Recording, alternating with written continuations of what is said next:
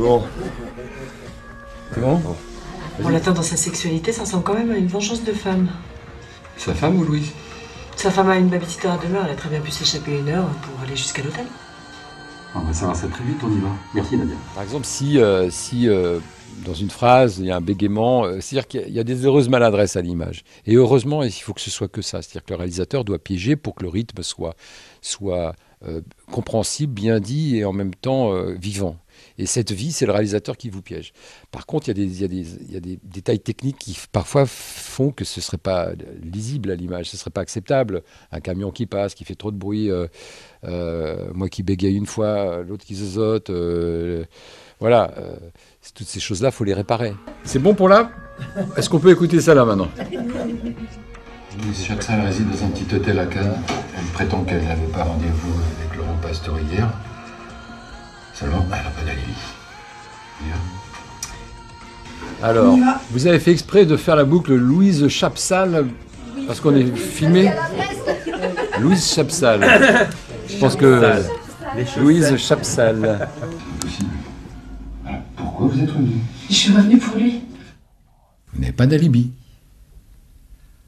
Alors je peux vous faire inculper pour meurtre, dès maintenant. Bah, c'est pas toujours facile. Parce qu'en plus, on a des copies, je ne sais pas si ça a intéressé le spectateur, mais on a des copies des copies de travail, on va dire. Donc on ne nous voit pas dans les meilleures conditions, on ne se voit pas dans les meilleures conditions. Et puis se voir comme ça tout le temps, il y a un moment, ça va quoi. Un film, c'est pas fait pour qu'on le voit, pour qu'on se voit, c'est fait pour qu'il soit vu par d'autres. Et ouais, en fait c'est l'entrée de service ici. Regarde.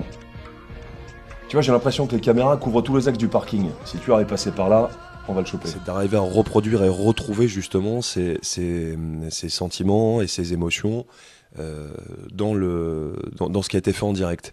Alors c'est parfois assez simple lorsqu'il s'agit de scènes informatives, c'est beaucoup plus compliqué lorsqu'il s'agit de scènes d'émotions importantes, où là il faut simplement rejouer la scène et ça peut prendre beaucoup de temps. C'est-à-dire que des scènes explicatives, on va repasser la scène 3, 4, 5, 6 fois et puis on va insister sur de l'articulation, sur des détails. Sur des scènes d'émotion, ça peut mettre jusqu'à 1 heure de temps. Ça ressemble plus à la première fois que tu dis, pourquoi, comme il le dit 2 fois.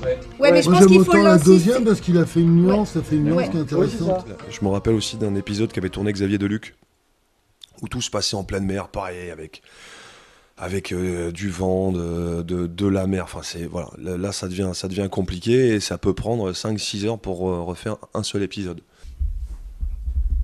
Très bien, super. Et son père, on fait quoi?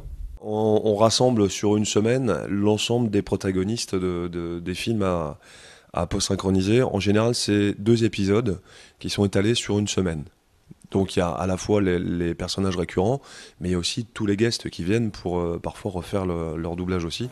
Qu'est-ce qu'elles ont les meufs avec moi aujourd'hui là? Ben, elle te trouve beau, elle n'ose pas te le dire. Hein. C'est un photo de ma gueule aussi. Ah mais ça me détend.